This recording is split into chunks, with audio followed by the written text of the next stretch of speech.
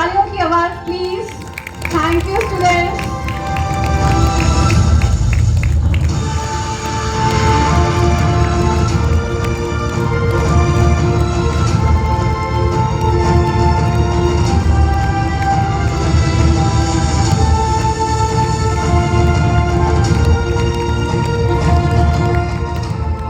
Hello everyone. कैसे हैं आप सब? आई होप अच्छे होंगे।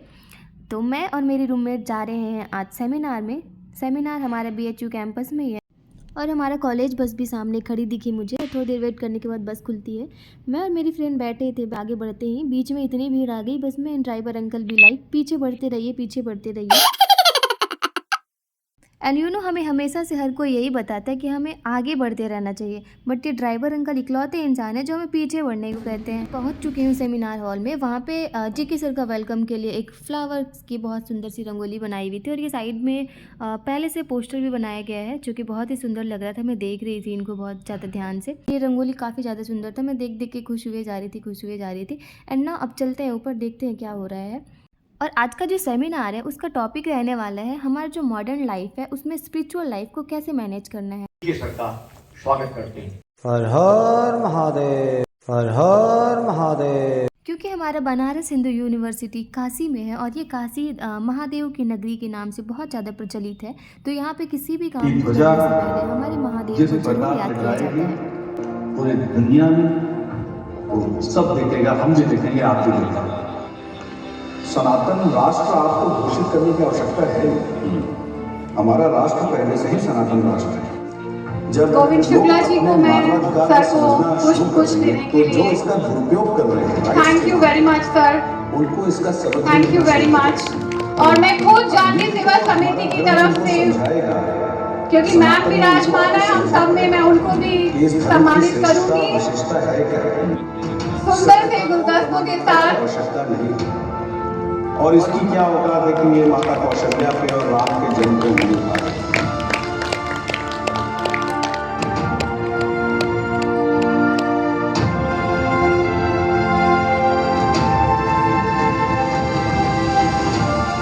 जी के सर अपनी सकारात्मक ऊर्जा के साथ आप सबके बीच में सकारात्मकता का प्रवाह करेंगे। तो यहाँ से हो रहा था सेमिनार का मेन पार्ट स्टार्ट और यहाँ पे होने वाला था हम फ्रेंड्स के साथ जीके सर का कन्वर्सेशन, जो कि ओपन माइक कन्वर्सेशन था। तो जीके सर पहले तो है कौन? जीके सर काशी के रहने वाले ही हैं और ये जो है ये अध्यात्म को बहुत ज़्यादा इम्पोर्टेंस देते हैं और ये चाहते हैं कि यूथ डे पे हम स्टूडेंट्स को भी मोटिवेट करें टुवर्ड्स द स्पिरिचुअलिटी। स्पिरिचुअलिटी हमारे सनातन धर्म की जो एक प्रोसेस है, जो अध्यात्म की व्याख्या और अध्यात्म की शिक्षा हमारे सनातन में दी गई है, वो इस शरीर से लेके, इस आत्मा से लेकर के इस पूरे सृष्टि जगत, ब्रह्मांड जगत, समाज के हर एक विषय को फोकस करते हुए अध्यात्म को प्रेरणादायक बनाया गया है। आज हम हर प्रकार की शिक्षा लेते हैं, science, mathematics, biology, zoology, management, engineering, पर हम जब भी जिंदगी में अपने परेशान होते हैं या उदास होते हैं या असफल होते हैं तो हमारे पास सिर्फ एक सहारा होता है, अध्यात्म का। जिसके घर में, परिवार में जैसी प्रेरणा, जैसे संस्कार, जैसे लोगों का लगाव, वैसी प्रेरणा और वैसे संस्कार से वो अध्यात्म से जुड़ते हैं। पर अध्यात्म को लेकर के जो एक बोरिंग सब्जेक्ट समझा जाता है, हमें उससे बाहर आना है। अध्यात्म बहुत इंपॉर्टेंट चीज है। अध्यात्म हमारा कॉन्फिडेंस, अध्यात्म हमारी ऊर्जा बढ़ाता है, अध्यात्म हमारा आत्मविश्वास बढ़ाता है। अध्यात्म से जुड़ने के साथ साथ जब हम प्रकृति और परमात्मा से जुड़ते हैं तो हमारे अंदर की ऊर्जा, हमारे अंदर की क्षमता नित्य दिन बढ़ती रहती है। आज यूथ दिवस है, आप सभी लोगों को बहुत शुभकामना। विवेकानंद की जयंती भी है। उन्होंने भी अध्यात्म को लेकर और यूथ को लेकर के बहुत सारी प्रेरणादायक बातें की हैं। प्रश्न पूछना चाहता हूं आपसे कि मतलब धर्म और मजहब में क्या अंतर है? देखिए, धर्म जो हमारे सनातन में बताया है वो दायित्व से जुड़ा है। धर्म का तात्पर्य होता है हर वो चीज जो धारण करके आप आवश्यकता अनुसार अपने जीवन में और प्रकृति में पूरी करें, वो धर्म है। जो मजहब है, मजहब को इस्लाम धर्म में जातिवाद से जोड़ा जाता है, संप्रदाय से जोड़ा जाता है या जाता होगा, मैं उसकी विश्लेषण में नहीं जाऊंगा। पर हमारे सनातन में धर्म का तात्पर्य है कि जो दायित्व आप धारण करें, जो आवश्यक है आपके लिए, आपके समाज के लिए, इस सृष्टि के लिए, प्रकृति के लिए, वो आपका धर्म है। धन्यवाद सर। सर एक मेरे मन में एक प्रश्न है जी। जैसे कभी कभी ऐसी सिचुएशन लाइफ में आती है, हमारी फैमिली हमारे साथ रहती है, हमारे रिलेटिव हमारे साथ रहते हैं, हमारे वेल विशर हमारे साथ रहते हैं। प्लीज सब लोग ध्यान से सुनिएगा, बहुत इंपॉर्टेंट क्वेश्चन। सब हमारे अगल बगल है और हमें लगता है कि जो हमारे हैं वो हमारे अगल बगल है, लेकिन हम कभी ना कभी उस एक ऐसी कंडीशन क्रिएट होती है कि हम डिप्रेशन में चले जाते हैं। चाहे हम एजुकेशन के फील्ड में हो, चाहे बिजनेस के फील्ड में हो या अध्यात्म के फील्ड में हो। सर इस कंडीशन में आदमी एकदम खुद को सबके होने के बावजूद भी कमजोर महसूस करता है। ये जो इंटरनल पावर है, जो बॉडी का ऑरा है, जो आत्मा है, जीवन है, अध्यात्म है, सनातन है, इसके बीच की जो ये खाई है, ये कैसे खत्म होगी? कौन सा रास्ता हम चुने कि उस कंडीशन में हम खुद इतने कैपेबल हो कि उस डिप्रेशन से हम लड़के और लोगों को सही रास्ता दिखा पाए? सर कैसे अध्यात्म, सनातन और आत्मा को जोड़ सकते हैं? प्लीज। ये जो आपका प्रश्न है, ये आज आप इस उम्र में जो पूछ रहे हैं, इसकी शुरुआत बचपन से होनी चाहिए। हमें अपने बच्चों की पालना में, हमें अपने बच्चों के पालन पोषण में आध्यात्म की कमी कर रखी है, जो ये आज अवसाद, डिप्रेशन, फ्रस्ट्रेशन, स्लॉगिंग, स्ट्रेस ये दिखाई पड़ता है, एंजाइटी दिखाई पड़ती है। अगर कोई व्यक्ति आत्मविश्वास से भरा है तो उसे जीवन में कभी डिप्रेशन नहीं होगा, एंजाइटी नहीं होगी। वो थोड़ी देर के लिए किसी चीज से वक्ती तौर पे वो परेशान हो सकता है, पर वो डिप्रेशन में नहीं जाएगा। तो ये हमारे समाज में एक बहुत बड़ी कमी है। आज आप देखिए, आमतौर पे मैं एक जनरल बात करता हूँ कि समाज में हर चीज पे फोकस दिया जा रहा है। बच्चों के एडमिशन, बच्चों को यहाँ पढ़ाओ, बच्चों को ये सब्जेक्ट दिलाओ, बच्चों को इस करियर में डालो, बच्चों को यहाँ फोर्स करो, बच्चों को वहाँ फोर्स करो। पर जन्म के बाद से ही उनके अंदर वैदिक, आध्यात्मिक और सनातनी ज्ञान, शिक्षा, विद्या, इन चीजों को देने का कोई जोर नहीं रखता। एक्चुअली इसका महत्व नहीं समझते।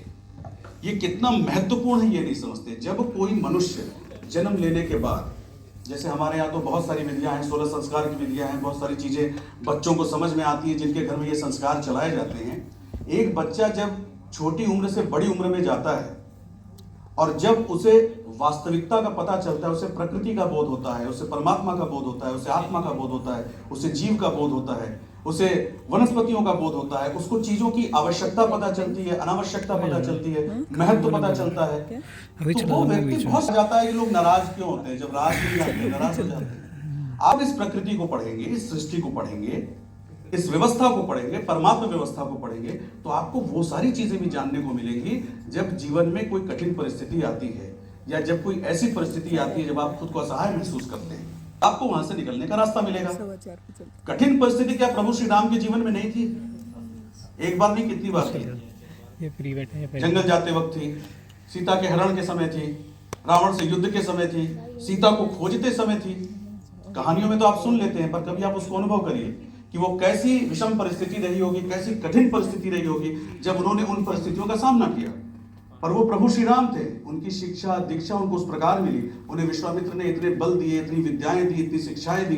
तो आप प्रकृति, व्यवस्था और दुनिया नहीं बदल सकते। आप सिर्फ अपने अंदर विधियां हासिल कर सकते हैं जो आप परिस्थिति और सिचुएशन के साथ डील कर सकें। तो बच्चों के अंदर मनोबल तभी बढ़ेगा जब बच्चों को वास्तविक ज्ञान और चेतना मिलेगी। तो ये मेरी प्रेरणा है, ये मेरी रिक्वेस्ट है सबसे, सब कुछ करिए पर अपने जीवन में अपने सनातन आध्यात्म से जुड़ के रहिए। एक बेसिक लेवल पे एटलीस्ट आपको अपने आध्यात्म से जुड़ा होना चाहिए। अगर आप कुछ नहीं करते हैं, सिर्फ आप प्रेरणादायक अपने परिवार में अगर रामायण की कहानी चलाते हैं, महाभारत की कहानी चलाते हैं, तो भी आपको इस बात का अनुभव हो जाएगा कि बच्चों के अंदर के जो संस्कार हैं वो बाकी दूसरे माध्यम के अपेक्षा इस माध्यम से कितने ज्यादा श्रेष्ठ और उत्कृष्ट हो रहे हैं। तो ये जो डिप्रेशन है ना, ये सिर्फ ज्ञान की कमी है। ज्ञान की कमी को पूर्ति करेगा हमारा अध्यात्म, उससे आपका मनोबल बढ़ेगा। जब आत्मविश्वास बढ़ेगा तो ये डिप्रेशन विप्रेशन कोई चीज नहीं है। हमारे हनुमान जी को तो डिप्रेशन कभी नहीं हुआ, श्री रामचंद्र को तो डिप्रेशन कभी नहीं हुआ, श्री कृष्ण को कभी नहीं हुआ डिप्रेशन, क्योंकि वो अध्यात्म को जानते थे, वो परमात्मा शक्ति को जानते थे, परमात्मा सत्ता को जानते थे, उन्हें ब्रह्म का ज्ञान था। हम ब्रह्म का ज्ञान नहीं कर सकते, पर एक बेसिक लेवल का ज्ञान तो हमें लेना चाहिए, हमें अर्जित करना चाहिए।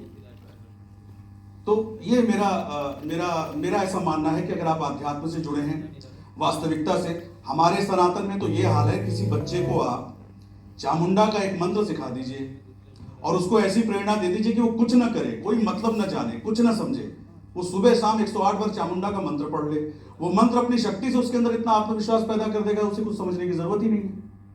पर अगर आप बेसिक रूप से लेकर के अगर आप उसको विधिवत रूप से समझाते हैं तो वो तो बहुत अच्छा। आत्मविश्वास की बहुत आवश्यकता है, मनोबल की बहुत आवश्यकता है, सकारात्मक सोच की बहुत आवश्यकता है। तो अपने धर्म के प्रति झुकाव बढ़ाना चाहिए, अपना भी अपने लोगों का। अप्रॉक्स 1 आवर हो चुका था और अब हम लोगों को भूख भी लग चुका था, तो हमें स्नैक्स भी दिया गया और देखते हैं खोलते हैं क्या स्नैक्स में। वाह, samosa and my favourite sweets.